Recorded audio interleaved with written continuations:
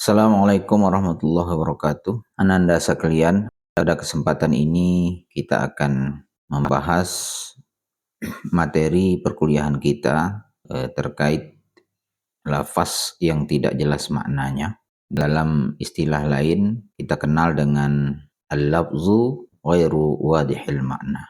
Sekali lagi, lafaz yang mengandung ketidakjelasan makna. Baik, pertama, apa itu lafaz yang tidak jelas maknanya? Ya. Lafaz yang mengandung ketidakjelasan makna adalah lafaz yang bentuk redaksinya itu tidak langsung menunjukkan kepada makna esensial yang dimaksud. Untuk memahami maksud sejatinya, lafaz ini membutuhkan penjelasan tambahan, membutuhkan bayan atau indikator, dengan istilah bahasa fikihnya qarinah, dari instrumen luar begitu ya. Apakah itu dari dalil Al-Quran, hadis maupun ijma' para ulama. Dalam masalah lafaz yang mengandung ketidakjelasan makna ini, para ulama membagi kepada 4 bagian. Pertama, khafi, kedua muskil, ketiga mujmal, dan keempat adalah mutasyabih. Keempat istilah ini mempunyai tingkatan ketidakjelasan tersendiri. Mulai dari khafi, ini tingkatan yang paling ringan, berikutnya muskil dan mujmal, dan yang terakhir mutasyabih, ini mengandung ketidakjelasan yang memang berat sekali ya, dan insya Allah nanti ke depannya kita akan jelaskan satu persatu. Selanjutnya khafi. Apa itu khafi? Ya, khafi adalah lafaz yang dari segi penunjukannya kepada makna yang jelas secara labziyah. Dia jelas menunjukkan satu makna, namun ketidakjelasan itu akan muncul, akan kita ketemui di saat ingin menerapkan daripada perintah atau larangan dalil yang dimaksud. Di saat kita ingin menerapkan berupa perintah dari nas Al-Quran atau hadis, maka di sini kita akan menemukan ketidakjelasannya. Itu kira-kira yang dimaksud dengan khafi. Ya, di sini dicontohkan dalam surat Al-Maidah ayat 38 yang berbunyi a'udzubillahi minasyaitonirrajim wasariqu wasariqatu faqta'u aydiyahuma. Pencuri laki-laki atau yang mencuri perempuan, maka potonglah tangan-tangan mereka. Ayat di sini secara harfiah, secara makna umum ini sudah cukup jelas ya, yang mana menunjukkan sanksi yang diterima bagi seorang yang melakukan kasus pencurian. Namun akan timbul ketidakjelasan di saat kita ingin menerapkan perintah ini ya, ingin mengeksekusi pelaku pencuri, apakah itu laki-laki atau perempuan. Bagaimana ketentuan-ketentuannya? Di antaranya untuk menerapkan status seorang pencuri itu ada panduan-panduan syariat yang sudah ditetapkan oleh para ulama. Ya, tentunya berdasarkan nas yang sahih dan sharih, dan nanti akan diikuti dengan ijtihad para imam kita. Jadi tidak sembarangan untuk menetapkan status seseorang itu apakah dia mencuri atau tidak. Secara tekstual, yang disebut seorang mencuri itu adalah mengambil sesuatu yang bukan hak miliknya dari tempat penyimpanan secara sembunyi-sembunyi. Nah, ini yang dikatakan mencuri. Ini baru dari penerapan status mencuri gitu. Akan timbul permasalahan. Bagaimana dengan beberapa kasus yang sempat terjadi di zaman Imam Mazhab yang 4? Ada kejadian yang sangat tren pada saat itu, yaitu kita kenal dengan istilah nubash. Ada yang mengatakan nabash. Seseorang yang mengambil kain kafan jenazah yang sudah dikuburkan. Nah, ini timbul masalah, timbul ketidakjelasan kesimpulan.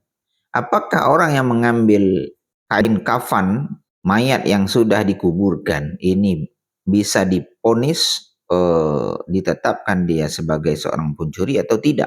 Kenapa? Karena sebagaimana definisi mencuri tadi, pertama diambil secara diam-diam. Kedua, diambil dari tempat penyimpanan. Ada lagi ulama lain yang mendefinisikan yang dikatakan mencuri itu mengambil barang yang bukan haknya, dan barang yang diambil itu memang dikuasai oleh pemiliknya, bukan milik orang lain begitu. Nah, maka timbul perbedaan pendapat dan ijtihad dari para imam kita. Di antaranya saya tidak sebutkan semuanya secara detail karena mengingat waktu yang sangat terbatas. Di antaranya pendapat Imam Abu Hanifah yang mempunyai ijtihad kasus pencurian kain kafan mayat yang telah dikuburkan ini tidak termasuk dari definisi mencuri. Karena pertimbangannya pertama, dia tidak diambil dari tempat penyimpanan. Karena menurut Imam Abu Hanifah, mencuri kain kafan yang sudah berada di kuburan itu bukan tempat penyimpanan kain kafan. Ya, karena kuburan itu tempat ditanamnya jenazah, bukan kain kafan. Begitu juga status kain kafan itu bukan mutlak milik si jenazah, karena jenazah mayat ini tidak bisa menguasai kain kafannya sendiri, ya. Bisa jadi dia diambil dari harta yang dia tinggalkan masih hidup ya statusnya, tapi dia tidak menguasai, atau diberikan oleh ahli waris, ya, baitul mal dan sebagainya.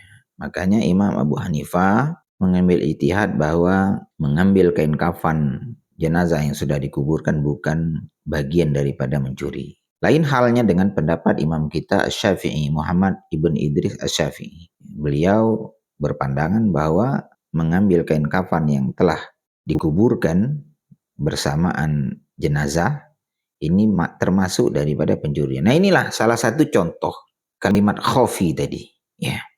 Jadi ada ketidakjelasan di saat ingin menerapkan hukumnya. Meskipun secara tekstual ayatnya sudah jelas, perintahnya jelas, bahwa hukuman bagi pencuri itu dipotong tangan. Tapi di saat ingin mengeksekusi tentu membutuhkan ijtihad dan penjelasan dari para ulama dan imam kita. Belum lagi batasan-batasan yang disebut dengan ukuran mencuri itu seperti apa. Tentu ada dalil lain yang menjelaskan. Di antaranya hadis riwayat Bukhari, la tuqta'u yadus sariqi illa fi rubu'i dinar fasa'idan. Hadis riwayat Bukhari. Tidak dipotong tangan orang yang mencuri kecuali dia sudah mencapai nilai yang semisal dengan 1/4 dinar atau lebih. Kalau hanya mengandalkan teks surah Al-Maidah ayat 38 tadi, tentunya tidak ada rincian di sini tentang batasan nilai nominal yang seorang pencuri itu bisa dieksekusi dengan hukuman potong tangan. Tidak ada secara umum, tapi ada dalil lain yang menjelaskan. Ya, ada bayan yang memberikan qarinah bahwa batasan nominal yang seseorang itu bisa dieksekusi dengan potong tangan apabila dia mencuri benda yang nilainya itu terkonversikan senilai 1/4 dinar atau lebih. Belum lagi batasan-batasan, ya, yang dikatakan tangan itu yang mana, yang dipotong batasan mana, ya, dan sebagainya dan sebagainya. Ini ananda sekalian yang saya banggakan terkait kalimat khafi dan contoh-contohnya. Berikutnya yang kedua adalah muskil. Nah, ini lebih berat dari khafi tadi, ketidakjelasannya. Apa yang dimaksud dengan muskil? Sebagaimana yang Ananda saksikan di layar PPT ini, muskil adalah suatu lafaz yang dari penunjukan maknanya terdapat ketidakjelasan, sehingga muncul beberapa pendapat dalam memahami lafaz tersebut. Artinya ketidakjelasan ini dia mengandung 2 makna atau lebih. Ya, itu yang dimaksud ketidakjelasan ini. Kalau dalam istilah Arabnya itu ada muradiful kalimah, mengandung 2 makna bahkan lebih, tapi satu istilah. Nah, maka terjadilah perbedaan pemahaman dari kalangan para ulama kita. Di sini dicontohkan ayat yang menjelaskan tentang seseorang yang ditalak oleh suaminya. Sebagaimana yang Ananda saksikan di layar, wal mutallaqatu yatarabbasna bi anfusihinna thalathata quru. Wanita-wanita yang ditalak oleh para suaminya hendaknya menahan diri, menunggu iddah maksudnya di sini, ya. Masa iddahnya itu selama 3 kali quru. Nah, kata-kata quru ini, ananda sekalian, dalam bahasa Arab, ini mempunyai makna ganda, dua makna. Bisa diartikan masa suci, bisa juga diartikan masa haid. Nah, inilah yang dimaksud dengan muskil tadi.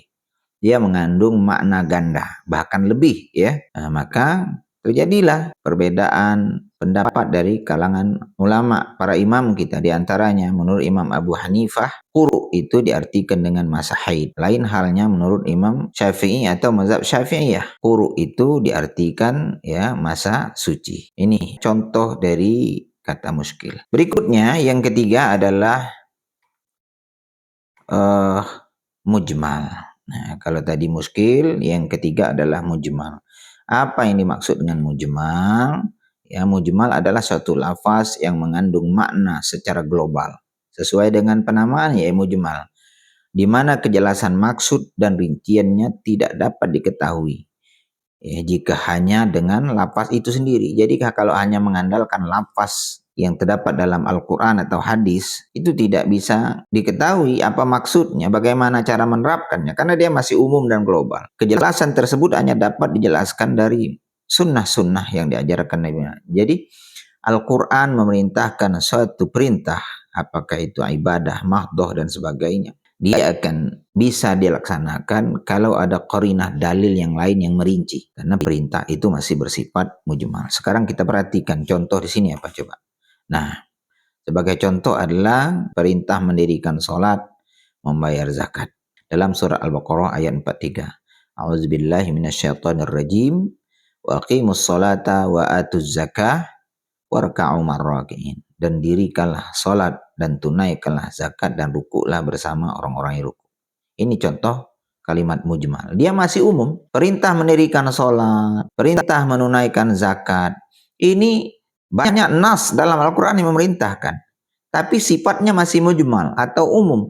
Kita tidak tahu kalau tidak ada rincian hadis yang merinci tentang apa syarat dan rukun sholat, apa hal-hal apa yang membatalkan sholat. Kalau orang sholat tidak berwudu, apakah sholatnya dianggap sah atau tidak? Bagaimana takbirnya? Ya, bagaimana rukuknya? Bagaimana sujudnya? Bagaimana bacaan tahiyat awalnya? Bagaimana bacaan iftitahnya? Bagaimana bacaan duduk di antara dua sujud? Semua ini tidak akan bisa kita ketahui dengan baik dan benar kecuali menganalisa, membaca, mempelajari melalui bayan dari hadis-hadis Rasulullah Sallallahu Alaihi Wasallam. Salah satunya yang ma'ruf bagi kita kaum muslimin, terutama bagi ananda selaku penuntut ilmu, hadis yang berbunyi sallu kama ra'aitumuni usalli. Salatlah kalian sebagaimana kalian melihat aku melaksanakan salat. Artinya dalam hal pelaksanaan sholat kita harus mempelajari, mendalami hadis-hadis Rasulullah SAW secara mutawatir ya dari kitab-kitab sahihnya, diantaranya Sahih Muslim, Sahih Bukhari, Sunan Abi Daud, An-Nasai, At-Tirmizi dan sebagainya, Sunan Ad-Darimi dan lain-lain. Berdasarkan riwayat-riwayat yang mutawatir, sanadnya tersambung kepada Rasulullah, maka kita akan tahu bagaimana takbir yang dicontohkan oleh Rasulullah, bagaimana ruku yang dicontohkan Rasulullah, bagaimana bacaan iftitah yang diajarkan oleh Rasulullah. Kalau hanya mengandalkan perintah ayat yang berbunyi sebagaimana yang kita bacakan di awal tadi, wa aqimus sholata wa atuz zakah warka'u ma'ar raki'in, ini hampir sholat kita tidak bisa kita lakukan kalau hanya mengandalkan itu. Kenapa? Masih umum, masih mujmal perintah ini, belum ada perinciannya. Inilah diantara contoh kata mujmal. Dia masih umum ya dan perlu perincian-perincian dari sunnah sallallahu alaihi wasallam. Anda sekalian, yang terakhir ya mutasyabih. Nah, ini sampailah kita ke contoh yang keempat, yaitu kalimat mutasyabih. Apa mutasyabih? Yang dimaksud dengan mutasyabih adalah suatu lafaz yang tidak menunjukkan kejelasan maknanya dan tidak ada pula dalil yang menjelaskan. Nah, kalau tadi ada dalil, ada rincian-rinciannya ya. Tapi kalau ayat-ayat mutasyabihat, tidak ada rincian dalil yang menjelaskan secara spesifik. Dia berjalan seperti apa yang Allah firmankan.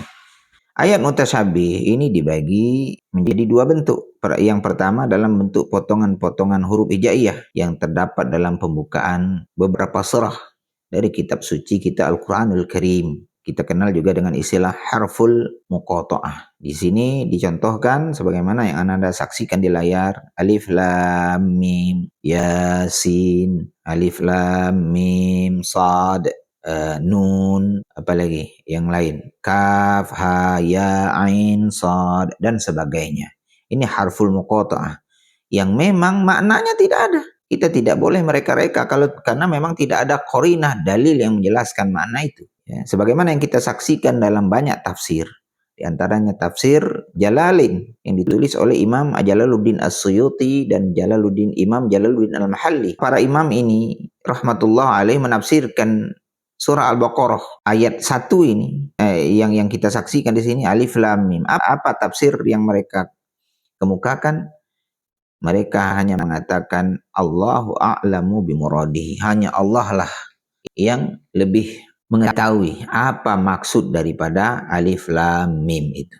Ya, jadi tidak boleh kita paksakan dengan makna-makna lain. Kita palingkan, kita cocokologikan dengan makna-makna yang sesuai dengan keinginan kita. Ini tidak boleh. Jadi cukup kita katakan Allahu a'lamu bimuradihi karena memang tidak ada makna yang spesifik, yang detail yang Allah sebutkan dalam keterangan lain. Nah, ini ananda yang dirahmati Allah, contoh keempat daripada ayat-ayat mutasyabihat.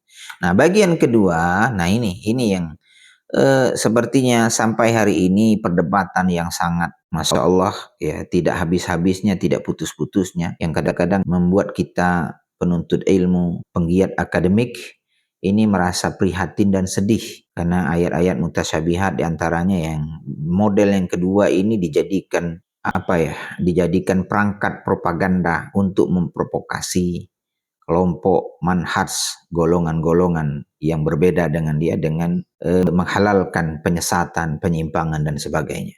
Sehingga sampai hari ini fitnah perpecahan, fitnah penyesatan, bahkan na'udzubillah fitnah pengkafiran selalu terjadi antar kaum muslimin, khusus di negeri yang kita cintai ini. Kalau di sini dicontohkan dengan ayat yadullahi fawqa aydihim, tapi saya akan membawakan contoh yang lebih umum lagi, ayat yang lebih ma'ruf dan ini selalu dijadikan bahan pertembungan ya, perdebatan di antar kaum muslimin. Nah, di antaranya Ar-Rahmanu 'alal 'arsy istawa. Allah Ar-Rahman bersemayam di atas arsy. Nah, ini kan secara harfiah ini menjelaskan bahwa Allah bersemayam di atas arsy. Apakah ada keterangan-keterangan berikutnya? Tidak ada. Dan ini akan menimbulkan perdebatan yang sengit di kalangan penuntut ilmu. Karena dalam ayat lain itu dijelaskan, tidak sedikit ayat yang menerangkan bahwa Allah itu tidak bisa diserupakan dengan makhluk. Karena memang Allah itu laisa kamitslihi syai'un wa huwas samiul basir. Allah itu tidak bisa diserupakan dengan makhluk apapun, dengan suatu apapun. Jadi ini anda sekalian.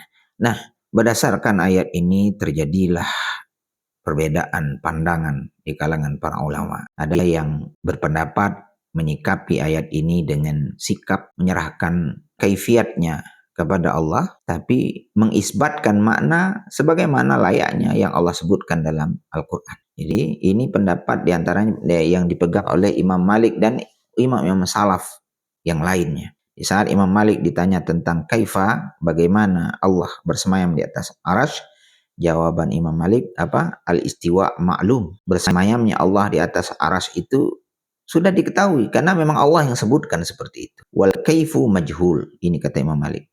Adapun kaifiatnya bagaimana ini yang kita tidak tahu. Kenapa? Di saat kita membagaimanakan istiwanya Allah di atas arsy, di saat itulah kita terjebak ke dalam golongan yang mentasbih, menyamakan Allah dengan makhluk. Ini haram kata Imam Malik, tidak boleh. Jadi kalau bagaimana Allah beristiwa, ini Imam Malik ya, saya hanya menyampaikan ucapan Imam Malik, salah satu dari kalangan ulama salaf. Imam Malik wal kaifu majhul. Bagaimana Allah bersemayam ini kita tidak tahu. Allah yang lebih tahu maksud dan bagaimananya. Kita tidak boleh menyerupakan Allah dengan makhluk dan sesuatu apapun. Berikutnya apa kata Imam Malik? Wassu'alu anhu bid'ah. banyak bertanya, banyak berdebat, banyak memperselisihkan tentang bagaimana dan bagaimana, inilah sebuah kebid'ahan. Kata Imam Malik rahmatullah alaih. Kelompok yang kedua, ada yang berusaha untuk mentakwil. Mana istiwa ini ditakwil dengan istaulah, ya, menguasai. Ya, alasan mereka karena khawatir dan takut kalau tidak ditakwil akan terjatuh kepada musyabbihah.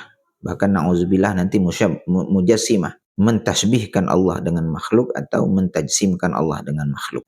Pendapat ini dipegang oleh kalangan teman-teman dari Asy'ariyah. Saya tidak terlalu mempertajam permasalahan ini karena konteks saya menampilkan materi ini hanya untuk kebutuhan pemenuhan tugas penugasan dari panitia PKDP dan tenaga pengajar, ya, dari PKDP, ya, UIN STS Jambi. Jadi saya tidak sedang berada dalam ranah mentarjih atau dalam ranah memperdebatkan, mengemukakan bagaimana perdebatan para ulama. Tidak, saya hanya mengemukakan apa yang terjadi, ya, apa yang dikemukakan oleh para imam dan para ulama. Dan ada kelompok-kelompok lain lagi, ada yang taktil, menolak semuanya, dan ada yang tafwid, menyerahkan semuanya, ada yang nanti tafwidul makna dan sebagainya. Kita tidak sampai ke situ, ya. Saya kira ini sekedar ulasan saja, dan kalaupun nanti kita akan lebih mendalam,